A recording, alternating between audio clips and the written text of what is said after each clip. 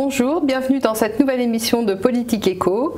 Nous recevons aujourd'hui Youssef Indy, qui est un écrivain spécialiste de géopolitique et du choc des civilisations, spécialiste du choc des civilisations, qui a écrit deux remarquables livres. Le premier qui s'appelle Occident et Islam aux éditions Sigest. Le second qui vient de sortir qui s'appelle Les mythes fondateurs du choc des civilisations. Les éditions Sigest également. Voilà. Donc vous avez les deux livres de Youssef, spécialiste du choc des civilisations. Donc Youssef, vous allez nous parler aujourd'hui du premier de vos deux livres qui s'appelle Occident et Islam. Oui. Et peut-être que vous pouvez nous amener la raison qui vous a, pour laquelle vous avez tenu à écrire ces ouvrages, et ainsi que les séquences historiques les plus importantes, les moments historiques, les personnages les plus importants qui ont amené qui sont les fils conducteurs de votre réflexion. Alors, ce qui m'a poussé à écrire ce premier ouvrage, donc je vais donner le sous-titre qui va donner une idée aux téléspectateurs, c'est Sources et genèse messianique du sionisme, de l'Europe médiévale au choc des civilisations. Donc c'est un travail de recherche sur les origines du sionisme au départ. J'avais débuté ces recherches parce que je n'étais pas satisfait des thèses qui étaient avancées. La première thèse qui est connue de tous, c'est que Théodore Herzl, à la fin du 19e siècle, aurait créé le congrès sioniste mondial et aurait voulu rapatrier le peuple juif en Terre Sainte, plutôt créer un foyer national juif en réponse aux persécutions que les juifs avaient subies en Europe centrale et en Europe de l'Est. D'autres historiens sont allés plus loin, comme par exemple Shlomo Sand, qui ont découvert une origine remontant au XVIIe siècle dans les milieux protestants, calvinistes, millénaristes. Donc ces chrétiens protestants voulaient rapatrier le peuple juif en Terre Sainte pour hâter la venue du Christ. Et Olivier Cromwell, le grand révolutionnaire anglais protestant, faisait partie de ces messianistes. Je n'étais pas satisfait par ces thèses et cette deuxième thèse. Pourquoi? Parce que je savais au départ que l'idée qu'on peut hâter la venue du Messie, que ce soit le Christ pour les chrétiens et les musulmans, ou que ce soit le Messie qui n'était pas encore venu pour les juifs, par des actions politiques, n'était pas une idée chrétienne ni même protestante. Je savais que ça venait d'une tradition juive, pas de la tradition juive, mais d'une tradition juive qu'on appelle le messianisme, et plus particulièrement que j'ai appelé dans mon ouvrage le messianisme actif, j'expliquerai ce que c'est, et qui est issu de la tradition kabbalistique.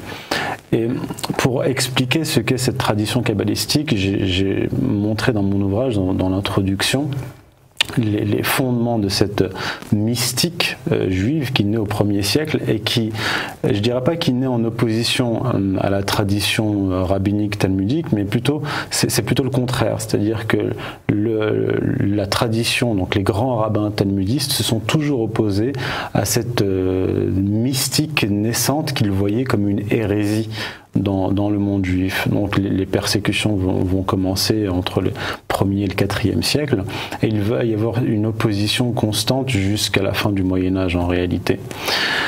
Et j'ai donc cherché tout au long de cette histoire de la Kabbale, j'ai voulu trouver les clés de compréhension et trouver celui ou ceux qui avaient ouvert la boîte de Pandore. Pourquoi? Parce que dans la tradition juive traditionnelle, par exemple dans le Talmud, la référence c'est Ketuvot 110a, qui dit que le peuple juif n'a pas le droit de retourner en un mur, donc c'est-à-dire en communauté, en Terre Sainte. Il y a d'autres interdits dans cette sentence talmudique. Il est interdit aux Juifs de se rebeller contre les nations, de révéler aux nations, c'est-à-dire aux non-juifs, les signes de la fin des temps, et il est aussi interdit pour les Juifs d'essayer de hâter la fin des temps. Et celui qui va violer en fait cet interdit, c'est un grand rabbin kabbaliste qui s'appelle Moïse Nahmanide, qui vit en Espagne au XIIIe siècle, qui lors d'une disputation face à un rabbin donc, converti au christianisme, Pablo Cristiani, va étaler ou exposer sa doctrine entre guillemets. Il dit que donc voilà à quoi nous reconnaîtrons le Messie. Il viendra auprès du pape, demandera au pape, ou plutôt lui ordonnera, de libérer le peuple juif de l'exil, c'est-à-dire le rapatrier en Terre Sainte. Donc il va pas violer directement le fameux interdit du Talmud, mais il va écrire autre chose. Il va dire que le peuple juif peut hâter la venue du Messie, c'est-à-dire en augmentant ses actes de piété. Il dit si les Juifs continuent à vivre comme ils vivent, le Messie viendra en son temps, mais si par exemple ils font des actes de piété même extraordinaires, ils pourront même hâter brutalement la venue du Messie. Et ce qu'il va dire devant Pablo Cristiani, qui vaudra d'ailleurs d'être persécuté, il devra fuir l'Espagne, va avoir une influence majeure sur ce mouvement messianique actif qui consiste à hâter la venue du Messie, parce que justement, comme je l'ai dit, il va dire que le Messie sera reconnu lorsqu'il viendra auprès du pape libérer le peuple juif. Alors Youssef, si je comprends bien les choses, nous avons une sorte de double compréhension initiale entre les talmudistes et les kabbalistes d'un côté, et qui n'a pas abouti à un schisme comme on a connu dans la chrétienté, mais qui a abouti à une sorte de consensus ou peut-être une subversion d'un des mouvements par l'autre, ou vous allez nous expliquer ça un peu plus précisément. Je tenais juste à signifier la chose suivante, c'est que ce que vous dites me fait beaucoup penser au mouvement du positivisme juridique, où en fait on est toujours maître, l'homme se prétend maître des choses, et c'est l'homme au centre de tout qui décide indépendamment de tout mouvement qui lui serait supérieur. Justement, je vais venir. Alors pour répondre à votre question, en effet, le mouvement kabbalistique va peu à peu pénétrer le judaïsme orthodoxe. C'est-à-dire qu'à vraiment à la fin du Moyen-Âge, il va y avoir entre guillemets ce syncrétisme entre judaïsme talmudique et judaïsme kabbalistique, à tel point qu'aujourd'hui, par exemple, si vous écoutez les cours de rabbins, vous pourrez entendre dans leurs discours l'énoncé de concepts kabbalistiques qui ont été intégrés comme faisant partie de l'orthodoxie. Ce Moïse Nahmanide... Donc c'est une forme de subversion de la religion traditionnelle, finalement. Oui, véritablement, car le grand spécialiste de la Kabbale, Gershom Scholem, écrira que le but des kabbalistes, donc le rabbin Hassid et Zadik, c'est-à-dire le pieux et le juste, leur projet, ce sera non pas de modifier le Talmud, mais de transformer la loi du peuple juif pour en faire la loi occulte propre à l'univers. C'est-à-dire qu'ils vont avoir pour projet, ces kabbalistes, de pénétrer l'orthodoxie juive, l'influencer et par ricochet influencer les philosophies, les autres doctrines et les autres religions. Dès quelle époque ça se produit? En fait, c'est dès le haut Moyen-Âge, quand la tradition kabbalistique commence véritablement à se forger, parce qu'elle va évoluer au cours du temps. Et donc après ce Moïse Nahmanide en 1263, on va avoir des vocations qui vont naître, car 17 ans après, un autre grand rabbin kabbaliste qui va lui se prendre pour le Messie, Abraham Aboulafia, va tenter de rencontrer le pape en 1280, donc le pape Nicolas III, et pour lui demander de rapatrier le peuple juif en Terre Sainte. Le pape, ayant eu connaissance de ce projet apocalyptique, va ordonner la mise à mort d'Abraham Aboulafia, mais entre-temps, le pape meurt d'apoplexie, ce qui va sauver Abraham Aboulafia. Et à partir de cette période-là, donc on est en 1280, donc c'est le début de la rédaction du fameux livre des splendeurs, le Zohar, qui a une dimension messianique très prononcée. Et tout au long du XIVe siècle, la dimension messianique va véritablement devenir peu à peu prépondérante, et l'événement historique qui va définitivement faire pénétrer le messianisme dans la Kabbale, c'est l'expulsion des Juifs d'Espagne en 1492. Est-ce que vous pouvez nous en dire rapidement davantage pourquoi il y a eu c'est la reine Isabelle, je crois, a pris cette décision qui était une décision drastique et importante même à mettre en œuvre, pas forcément très simple et compliquée à gérer au niveau social. Qu'est-ce qui a pu justifier une telle décision? En fait, ça a été après la Reconquista, lorsqu'il y a eu la phase finale de la Reconquista, parce que la Reconquista, on peut la faire remonter même au XIIIe siècle. Avec cette Reconquista, donc les catholiques qui vont reprendre le pouvoir dans la péninsule ibérique vont expulser systématiquement les juifs et les musulmans. Mais certains d'entre eux, un certain nombre d'entre eux, qu'ils soient juifs ou musulmans, vont se convertir en apparence au christianisme. Donc il va y avoir les juifs d'Espagne qui vont être expulsés et il va y avoir ce qu'on va appeler les maranes, donc ces juifs faussement convertis au catholicisme et qui vont rester en Espagne. Donc à partir de cet événement majeur, la dimension messianique va devenir la dimension prépondérante dans la Kabbale et vont naître des mouvements apocalypticiens qui vont véritablement vouloir hâter la fin des temps, hâter l'apocalypse. Et parmi une accélération du processus initialement décidé. Exactement. Donc le messianisme actif qui va naître de manière modérée avec Moïse Nahmanide et qui va s'accentuer avec Abraham Aboulafia va prendre une dimension majeure. Et c'est à cette époque-là que vont émerger deux kabbalistes fondamentaux.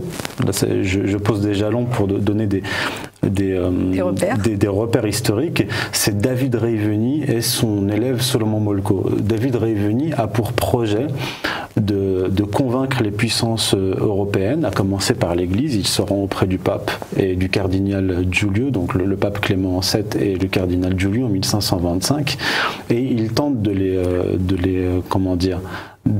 convaincre de monter une armée pour attaquer l'Empire ottoman en Palestine pour recréer le royaume d'Israël. Donc cette rencontre n'aboutit pas à grand chose, mais il part immédiatement au Portugal. Il va rencontrer le roi Jean III. Il parvient à le convaincre de lui donner 4 navires et 8000 canons pour attaquer l'Empire ottoman en Palestine. Le roi Jean III accepte dans un premier temps, mais le grand inquisiteur va à la rencontre du roi et lui expose en fait le projet de David Reiveni de recréer le royaume d'Israël, et là il refuse, il se rétracte. Et c'est à ce moment-là qu'il rencontre son fameux élève Solomon Molko, qu'il emmène avec lui dans ses voyages. Il l'emmène d'ailleurs en Turquie, à Salonique, et c'est là que Solomon Molko va être formé à la Kabbale. Et Solomon Molko va développer des capacités tout à fait étonnantes, et il va réussir à impressionner même le pape que lui présente David Reiveni, et un certain nombre de prélats, à tel point que le pape va lui donner l'autorisation de prêcher devant les prélats, mais à condition qu'il ne prêche rien d'anti-chrétien. Et ce Solomon Molko va ouvrir la voie à un autre grand rabbin dont je parlerai après, au XVIIe siècle, aux Pays-Bas. Mais lui, ce Solomon Molko dit qu'il faut mener des actions politiques à visée messianique en direction des chrétiens. Donc il va, une fois encore, demander au pape de monter une armée de maranes pour attaquer l'Empire ottoman. D'accord. Merci Youssef. Nous allons bientôt nous retrouver pour une deuxième partie de cette émission Politique Éco.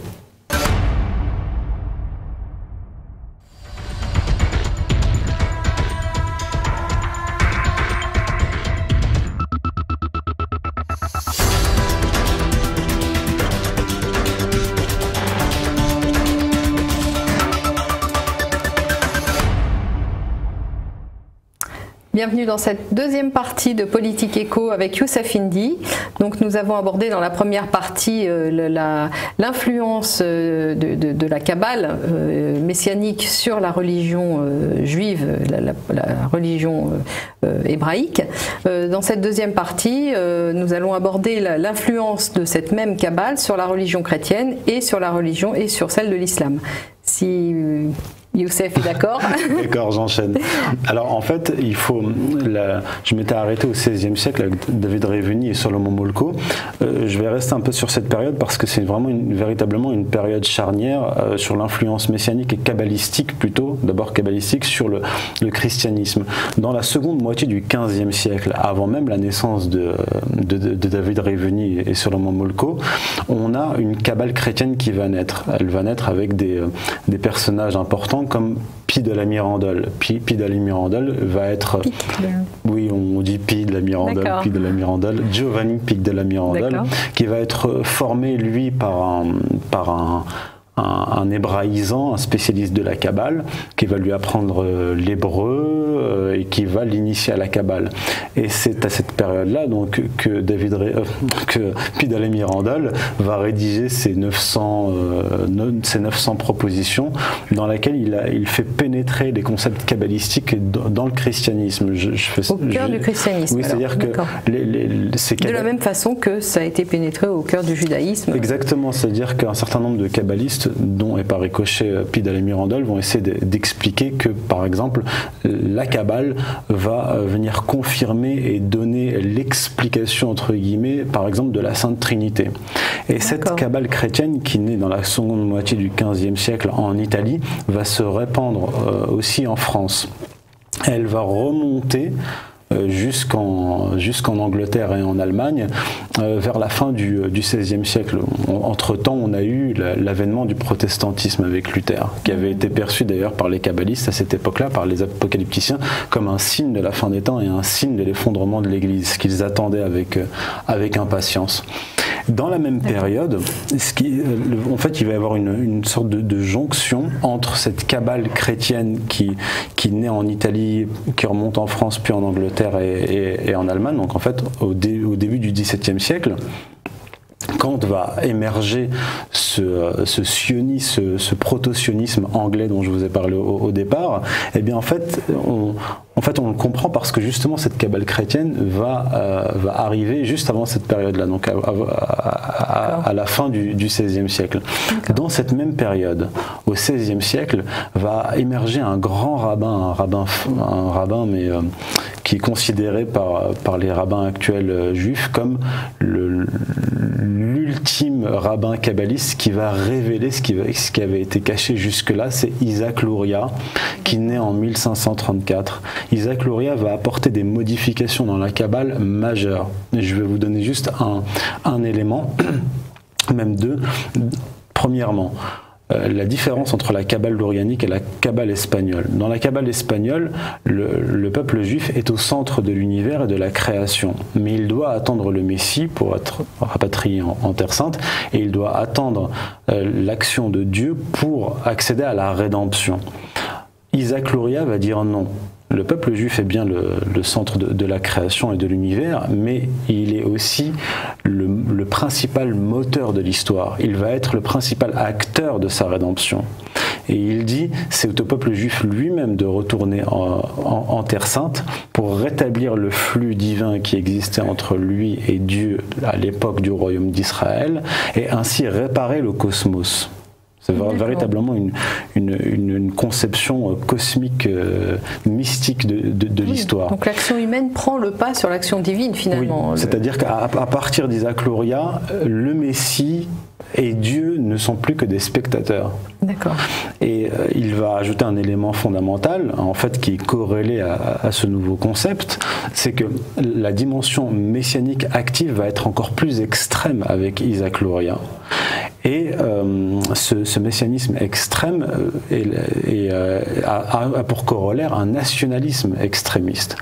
Et cette Kabbale lurianique va en fait il va y avoir ce que Gershom Scholem appelle un véritable une véritable vague messianique qui va balayer tout l'Orient, le Maghreb et toute l'Europe jusqu'à Amsterdam et en Angleterre. Ça donne un nouvel élan finalement au concept kabbaliste. Oui, c'est-à-dire que ce messianisme actif va se radicaliser avec Isaac Luria, il va balayer toute l'Europe, c'est-à-dire qu'il va y avoir la Kabbale qui va balayer l'Europe et une deuxième vague qui est la Kabbale lurianique et qui va atteindre les Pays-Bas et même l'Angleterre.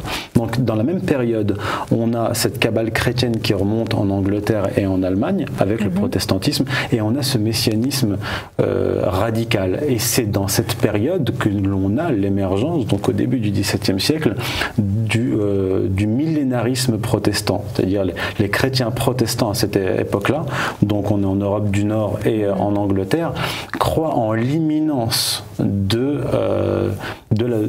la fin des temps. Il y a eu une influence très nette de ces mouvements kabbalistes sur la pensée protestante initiale finalement. Oui, et je parle dans mon ouvrage d'un rabbin kabbaliste très important qui est le chef de la communauté juive d'Amsterdam, qui est Menassé Ben Israël, qui va sur les traces de Solomon Molko établir ce judéo-christianisme, parce qu'en fait ce que voulait faire Solomon Molko, c'était faire une jonction politique mais aussi idéologique, religieuse avec le monde chrétien. Mais à cette époque-là, avant l'avènement, enfin il y avait le protestantisme, mais avant l'implantation du protestantisme, le monde chrétien, surtout en Italie, n'était pas prêt pour cette jonction. Mais avec ces mouvements millénaristes, le terreau sera fertile pour Menassé Ben Israël, qui va créer une imprimerie et qui va entrer en contact avec un certain nombre de protestants, et il va entrer en contact avec Olivier Cromwell, et c'est lui qui va demander à Olivier Cromwell d'accepter le retour des Juifs en Angleterre. Là on est au XVIIe siècle. D'accord. On est aussi à l'époque où les concepts de banque centrale se mettent en place, où vous avez cette conception unifiée de la monnaie qui commence à se répandre justement en Angleterre. Exactement. Et finalement aux Pays-Bas. Exactement, parce que lui... D'abord aux Pays-Bas, ensuite en Angleterre. Ce Menassé Ben Israël va demander donc à Cromwell le retour du peuple juif en Terre Sainte, le lapsus, en Angleterre. Et en fait, lui, Menassé Ben Israël, est aussi le porte-parole des grands commerçants et banquiers juifs d'Amsterdam. Et c'est après que Cromwell ait accepté leur retour que l'on va voir en fait cette jonction entre la puissance matérielle impérialiste naissante dans l'Angleterre et Olivier Cromwell, matérialisé par la finance. Cromwell, et la finance qui permet justement l'accès à ce pouvoir matérialiste finalement. Exactement. Et donc en fait l'Angleterre va être porteuse de ce messianisme judéo-protestant et de cette volonté de domination mondiale qui est directement liée à l'Ancien Testament, puisque Cromwell lui-même, lorsqu'il conquiert le futur, ce qu'on va appeler le premier Commonwealth, il va massacrer à tour de bras les Écossais et les Irlandais catholiques, et il va le faire avec le livre de Daniel sous les yeux. C'est-à-dire qu'il va étudier abondamment le livre de Daniel, pensant qu'il est en train d'accomplir une véritable œuvre messianique. Alors si je comprends bien, dès le début, nous avons l'association de deux armes pour étayer ce mouvement kabbalistique, l'arme monétaire et l'arme de l'épée, le glaive et l'épée. Oui, c'est-à-dire que... dès le départ, les deux sont associés pour former un tout finalement et avancer de concert. Oui, si je comprends bien. Oui, parce que les kabbalistes vont essayer, comme je l'ai dit avec David Reveni, Solomon Molko et même déjà avec Abraham Aboulafia, d'entrer en contact avec les puissances armées. Et d'ailleurs, ce que je n'ai pas dit, c'est que David Reveni et Solomon Molko avaient tenté de convaincre l'homme le plus puissant d'Europe à l'époque, qui était Charles Quint, l'empereur du Saint-Empire romain germanique.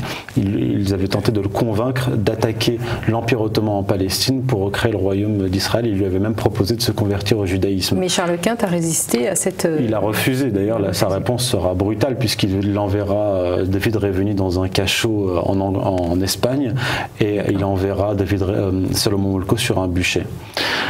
En effet. Voilà. Et avec l'avènement d'Olivier Cromwell, on a enfin cette jonction qui est possible. Entre la religion entre l'idéologie kabbaliste et la religion chrétienne. Oui, et la puissance armée, la puissance militaire, la puissance économique. Et la puissance financière qui permet la puissance militaire, finalement. Oui, et donc ça nous évoque des choses que l'on connaît actuellement, tout ça. Oui, ça rappelle des... Ce que j'essaie de donner, c'est des... actuels. C'est l'atout de l'histoire, c'est l'utilité de l'histoire, c'est donner les clés de compréhension du présent et du futur. Alors, pouvez-vous, Youssef, nous parler un peu maintenant de l'influence, si influence il y a, de de ce messianisme kabbaliste, dont on a vu qu'il a subverti la religion hébraïque, la religion chrétienne, et maintenant, y a-t-il eu une perversion de la religion de l'islam par cette mouvance messianique et kabbaliste? Alors, au XVIIe siècle va émerger un rabbin kabbaliste très important et très connu qui s'appelle Sabbatai Tzvi, qui va être l'héritier de cette kabbale, et cette kabbale lourianique en particulier, et qui va se présenter comme le Messie des Juifs, et il va prétendre donc que le temps de la rédemption est arrivé.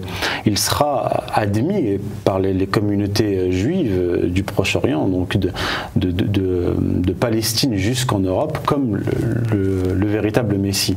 Et lui, il a une particularité, ce Sabbatai Tzvi, c'est qu'il est un antinomiste, c'est-à-dire que dans la Kabbale, il est dit, même déjà dans la Halacha, dans la tradition juridique juive, il est dit que lorsque le Messie viendra, une nouvelle Torah sera révélée. Et d'abord, la loi sera abolie, et puis une nouvelle Torah sera révélée. Et lui, ce Sabbatai Tzvi va déclarer que cette nouvelle Torah, la Torah Hatzilut, qui abolit la Torah Beria, consiste à violer systématiquement les lois, les commandements, les mitzvot. Donc on va avoir l'émergence d'une sorte de messianisme kabbalistique antinomique, apocalyptique et nihiliste avec ce Sabbatai Tzvi. Et ce que va faire Sabbatai Tzvi en 1666, je passe les détails, c'est devant le sultan ottoman, il va se convertir faussement à l'islam, lui et ses disciples. D'abord, il y a environ 200 chefs de famille qui se convertissent en même temps que lui, puis en 1683, 300 autres chefs de famille. Donc on a des centaines de familles sabbatéennes qui vont se convertir faussement à l'islam. De la même façon que ce qui s'était passé avec les Marranes, finalement. Oui. C'est une évolution parallèle avec 200 ans d'écart. Il est aussi l'héritier du maranisme, sauf que les Marranes, lorsqu'ils se sont faussement convertis au catholicisme au départ, n'avait pas un projet de destruction de la religion au départ. Mais ce Sabbatai Tzvi, donc qui va se convertir faussement à l'islam, lui et ses disciples, va donner naissance à ce qu'on appelle les donmés. Les donmés, en fait, c'est un mot turc qui signifie renégat, ceux qui ont retourné leur veste. Et ce sont ces donmés-là, avec la jonction des loges maçonniques européennes, italiennes et françaises dans la seconde moitié du 19e siècle, qui vont donner naissance aux jeunes turcs. C'est un peu les prêtres jureurs de la Révolution française, alors. Oui, le parallèle est frappant parce qu'on va retrouver des néo-sabbatéens, donc des franquistes qui vont accompagner la Révolution française, mais c'est encore une autre histoire. Et donc ces donmés vont se convertir faussement à l'islam, vont donner naissance aux jeunes turcs, et ce sont eux qui vont abolir le califat, ce sont eux qui vont faire une révolution en 1908-1909 et qui vont procéder au massacre des Arméniens, entre autres. Très bien, merci Youssef pour cette deuxième partie qui vient de s'écouler. Donc nous nous retrouvons dans quelques minutes.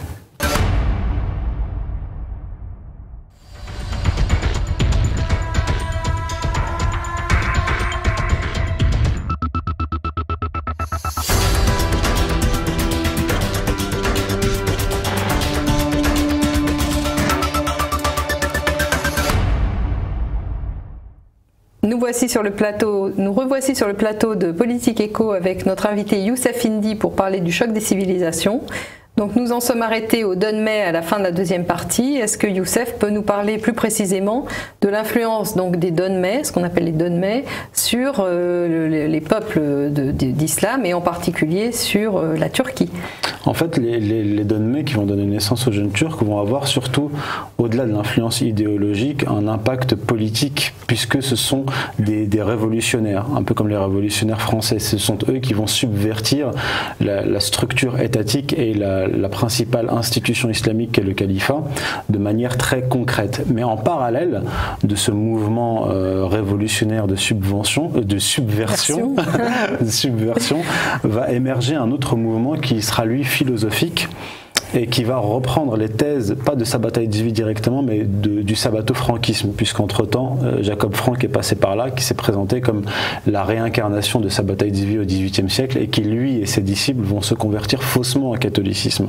Avec le franquisme, on va avoir une philosophie qui va accompagner... Deuxième vague de fausses conversions au christianisme, au catholicisme. Qui va commencer en Pologne, et ces franquistes vont se convertir massivement entre 500 personnes et 20 000 personnes, selon les chiffres, selon les sources, au catholicisme. Et ils vont aussi pénétrer les grandes familles aristocrates européennes pour subvertir, en fait, pour pourrir le poisson à la tête. Et d'ailleurs, ils vont... Dont les Médicis sont une émanation, si j'ai bien compris. Non, parce qu'on n'est pas vraiment dans la même séquence, il me semble. Parce que là, avec Jacob Frank, on est au XVIIIe siècle. Alors, donc, ils existaient déjà, enfin, les Médicis étaient déjà porteurs de cette... Je n'ai aucune preuve là-dessus, alors je ne m'avancerai pas. Je ne dirais pas que les Médicis sont liés à la Kabbale, pas pour le moment en tout cas.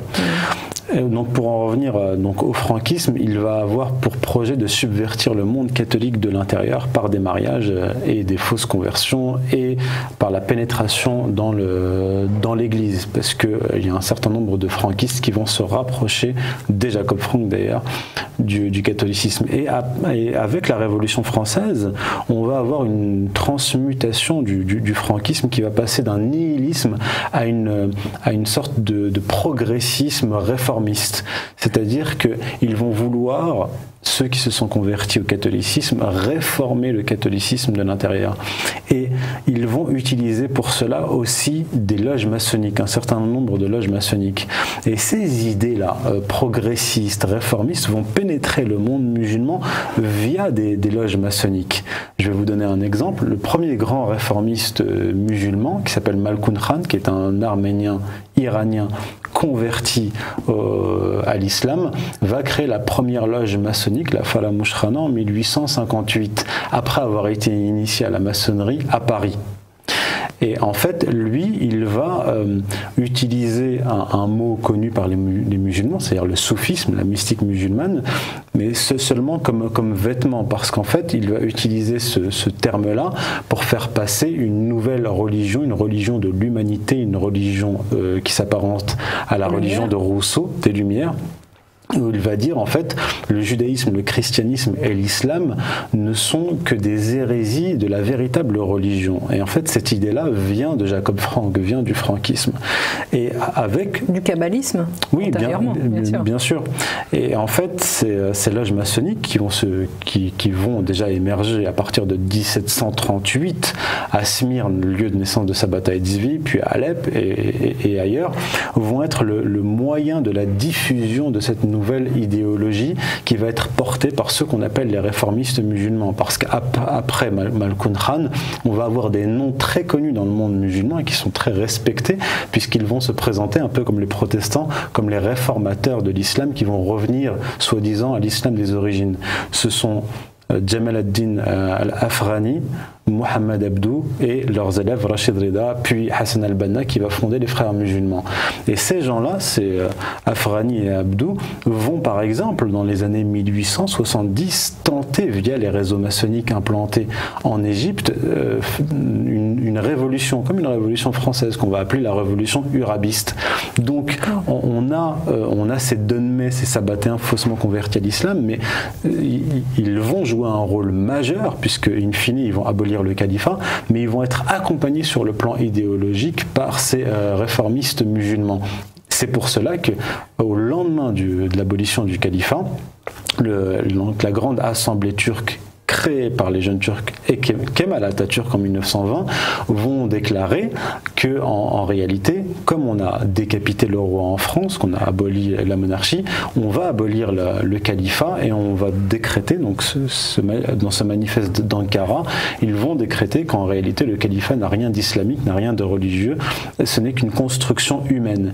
Et les réformistes musulmans, c'est-à-dire principalement leur héritier, l'héritier de Mohamed Abdou et tous ces gens-là, qui s'appelle Ali Abdelrazek, va en 1925 écrire son fameux ouvrage « L'islam et les fondements du pouvoir » dans lequel il va reprendre les arguments du manifeste d'Ankara. Donc en fait on a une véritable... Atatürk est un réformateur musulman. En fait Atatürk est un jeune Turc. C'est un jeune Turc. En fait, les jeunes Turcs vont simplement changer d'étiquette. Vous voyez, comme Al-Nosra vient récemment de changer d'étiquette. Après les grands massacres de chrétiens et d'Arméniens, ils vont se nommer kémalistes. Mais en fait, ce sont les mêmes. Ceux qu'on... D'ailleurs, l'auteur turc qui s'appelle Omer Kazim l'a l'a prouvé de manière très claire dès les années 20. Et il explique qu'en fait, ceux qui ont perpétré ces massacres, ceux qui ont fait la révolution jeune turque, qu'on appelle les kémalistes, sont en fait les mêmes. C'est exactement les mêmes noms. Ils ont simplement changé d'étiquette. Ils ont été exilés quelques années, puis ils sont revenus au pouvoir. Ils sont donc des partisans de Mustafa Kemal. Oui, bien sûr. Bien sûr, qui est lui-même un jeune turc d'ailleurs. D'accord. Alors, est-ce qu'il y a un lien entre ces frères musulmans et le wahhabisme, qui est une religion apparemment... une hérésie. Oui, c'est ça, une hérésie pour le monde musulman, mais qui prend de l'ampleur aujourd'hui et qui est dûment financée, armée, etc. Comme alors la géopolitique nous laisse entrevoir. L'idéologie wahhabite est née au XVIIIe siècle avec Mohammed ibn Abdul Wahhab. Donc entre 1740 et 1750, il va établir une nouvelle idéologie qu'il va présenter lui aussi, comme les protestants, comme Olivier Cromwell et les autres, comme le retour au véritable islam. Et il va être aidé donc pour répandre cette idéologie dans la péninsule arabique à partir du Najd, donc région centrale de l'Arabie, par la tribu des Saouds. Donc dès le départ, on va avoir une alliance entre un idéologue objectif, c'est ça, une alliance, et une tribu, donc une force armée, une fois encore, pour répandre cette idéologie. Pouvoir, exactement. Donc ils vont établir, ils vont créer trois royaumes saoudites successifs qui vont être, les deux premiers vont être défaits et le troisième va être accompagné par l'Empire britannique, puisque après la Première Guerre mondiale, les Britanniques vont soutenir les Saouds pour établir définitivement le royaume saoudite dans la péninsule arabique. Et les Anglais ont laissé la place aux Américains, puisqu'on connaît le pacte de Quincy. Exactement, j'allais le dire. En 1945, les Américains prennent le relais avec le pacte de Quincy, donc en février 1945, pacte établi par Roosevelt d'un côté et Abdelaziz ibn Saoud de l'autre. Et en fait, ça va être les clauses du pacte, c'est un échange entre protection, donc échange entre protection et pétrole à bas prix. Oui, via une monnaie commune, via le dollar, monnaie mondiale. Et à partir de ce moment-là, la doctrine, l'idéologie wahhabite va se répandre dans le monde musulman et au-delà, puisque les pétrodollars vont sponsoriser le wahhabisme, donc création de chaires universitaires à Londres, en Californie, ailleurs. Oui, il s'agit bien d'une alliance, à nouveau une alliance objective entre un pouvoir bien temporel, une alliance entre les Saouds et les anglo-saxons, et toujours mue par cette idéologie messianique d'origine kabbaliste dont vous nous avez parlé, dont vous nous avez décrit l'évolution. Par souci de rigueur méthodologique, comme je le dis dans mon ouvrage, il n'y a pas de preuve formelle que le wahhabisme est directement issu de la Kabbale. Évidemment, lorsqu'on se penche sur le wahhabisme... Mais c'est une forme de réformisme, le wahhabisme. Oui, bien sûr. En tant que réformisme, il a des sources communes, j'imagine, avec... Sur le plan idéologique, c'est très clair. Mais sur le plan documentaire, on va dire factuel... Après, il faudrait trouver des hommes qui ont été dans les deux milieux. C'est pour ça que je ne m'avance pas jusque-là. Et pour revenir en fait à votre question sur le lien entre frères musulmans et wahhabisme, ce que j'explique dans mon premier ouvrage, c'est que les frères musulmans sont en fait la jonction, la synthèse entre le wahhabisme d'un côté et le réformisme islamique. Pourquoi? Le réformisme islamique philosophique. Pourquoi? Parce Ils étaient antérieurs, les frères musulmans, au wahhabisme. Non, les frères musulmans sont créés par Hassan al-Banna en 1928, alors que le wahhabisme c'est 18e siècle. Et en fait, les réformistes dont je parlais, Jamal ad-Din al-Afghani, Mohamed Abdou, vont avoir comme élève, donc Mohamed Abdou va avoir comme élève Rachid Reda, entre autres, et d'autres, qui vont en fait faire la jonction entre ce réformisme islamique et le wahhabisme, puisque Rachid Reda, qui va être le maître de Hassan al-Banna, le fondateur des frères musulmans, va attaquer systématiquement les ulama, c'est-à-dire les savants musulmans de l'université d'Al-Azhar, qui vont attaquer l'idéologie wahhabite. il va, lui et ses condisciples, ses autres élèves de Mohamed Abdou, attaquer tous ceux qui se lèvent contre le wahhabisme. Et il faut savoir que Hassan al-Banna est donc l'élève de Rachid Rida, donc il va opérer cette synthèse entre réformisme révolutionnaire, puisqu'il va structurer sa confrérie sur le modèle de la maçonnerie. D'ailleurs, le rite initiatique des frères musulmans est similaire au rite initiatique des jeunes turcs, qui vont eux créer la loge maçonnique Union et Progrès. Et Hassan al-Banna, le père de Hassan al-Banna, était lui aussi l'élève de Mohamed Abdou. Donc on voit systématiquement un lien filial et idéologique entre ces différents mouvements.